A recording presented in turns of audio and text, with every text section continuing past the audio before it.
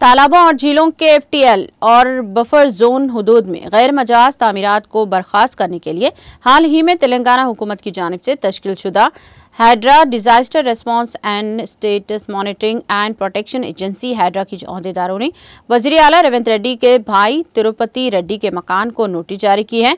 शहर हैदराबाद के माधापुर के अमरुक कोऑपरेटिव सोसाइटी में तिरुपति रेड्डी मुकीम हैं।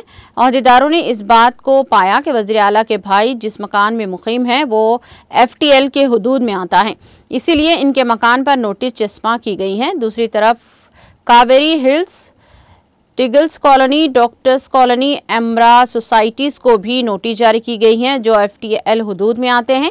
इन नोटिसों में कहा गया है कि इमारतें गैर मजाज तामीरात हैं। इन नोटिसों में वाज़ेह किया गया है कि अंदरून 1 माह ये गैर मजाज इमारतें मुनहदिम कर दी जाएंगी। इस दौरान वज़ीर आला के भाई ने इस नोटिस पर रद्द-ए-अमल जाहिर करते हुए वाज़ेह किया कि उन्होंने साल 2015 में अमर सोसाइटी से ये मकान खरीदा।